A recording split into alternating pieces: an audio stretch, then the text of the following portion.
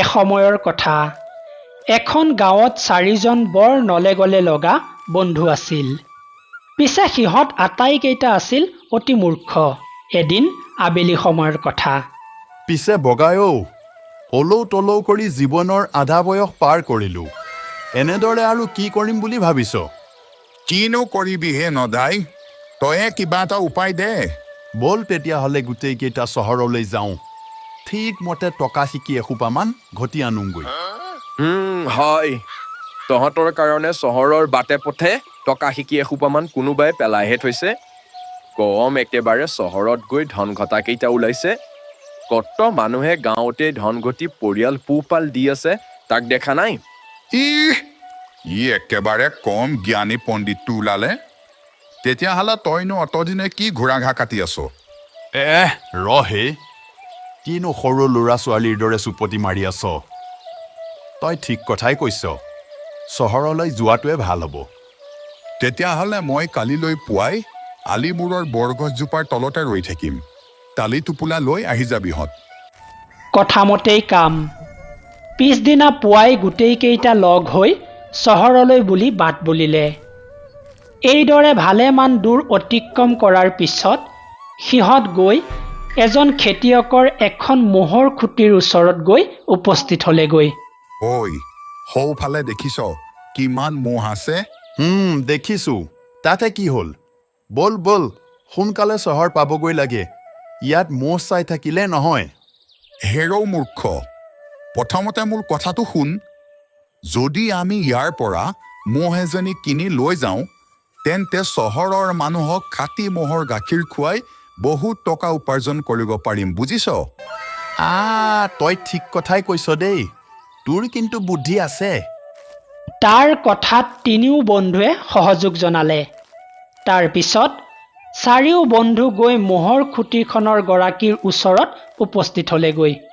বোলো দেউতা, এইখনৰ গৰাকী আপুনিয়ে যেন পাইছো। হয় বোপাহঁত, পিছে কি বা সকামত আহিলা? দেউতা, চহৰলৈ যাওঁ কামৰ সন্ধানত। পিছে আমি কেইটাই এটা সকামতহে আহিলো। হয় নেকি? বৰ ভাল কথা। ডেকা মানুহ, এতিয়াই উপাৰ্জন নকৰিলে কেতিয়া কৰিবা? কোৱাচোন পিছে কিবা সকামত আহিলা? দেউতা, আপোনাৰ পৰা আমাক এজনী ক্ষীৰতী মৌ লাগে। টকা শিকি যি লাগে আমি আপোনাক দিম। পিছে মৌজনী লৈ তোমালোকে কি কৰিবা? চহৰত ক'ত ৰাখিবা?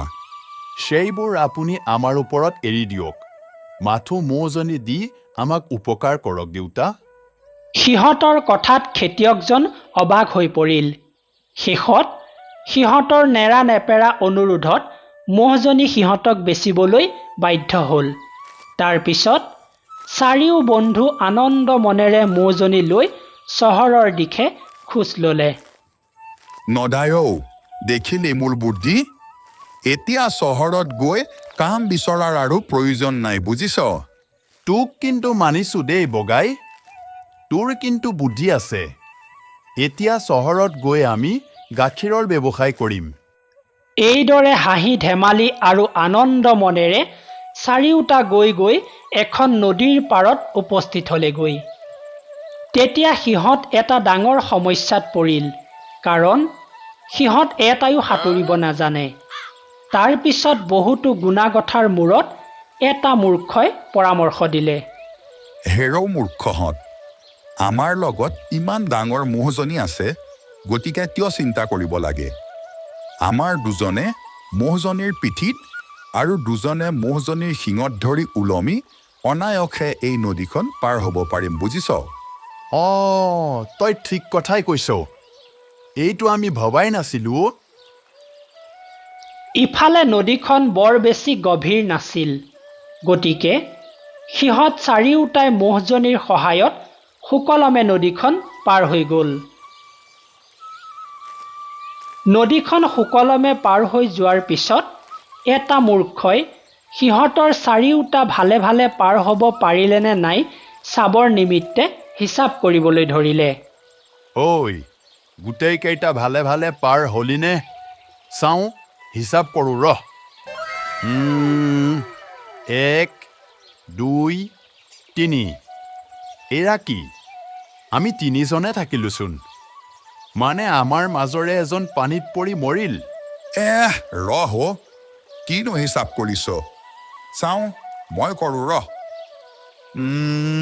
1 2 3 আৰে সঁচাকৈ এটা কমচোন আচলতে মূৰ্খকেইটাই হিচাপ কৰোঁতে নিজকে হিচাপত ধৰাই নাছিল সিহঁতৰ প্ৰত্যেকেই যেতিয়া হিচাপ কৰি এটা কম পালে তেতিয়া সিহঁতৰ লগৰে এটা পানীত পৰি মৰিল বুলি ভাবি কান্দিবলৈ ধৰিলে ঠিক সেই সময়তে এজন ব্ৰাহ্মণ সেই বাটেদি পাৰ হৈ যাওঁতে সিহঁতক কান্দি থকা দেখা পালে তেতিয়া কিনো হৈছে কথাটো জানিবৰ বাবে ক্ষন্তেক ৰৈ তাৰে এটা মূৰ্খক মাতি আনি সুধিলে হেৰা ডেকা ল'ৰা হে কিয় কান্দিছা তোমালোকে দেও আমি চাৰিওজনে এই ম'হজনীৰ সহায়ত নদীখন পাৰ হওঁতে আমাৰ মাজৰে এজন পানীত পৰি মৰিল এতিয়া আমি তিনিজনহে আছোঁ মূৰ্খটোৰ কথা শুনি ব্ৰাহ্মণজনৰ বুজিবলৈ বাকী নাথাকিল যে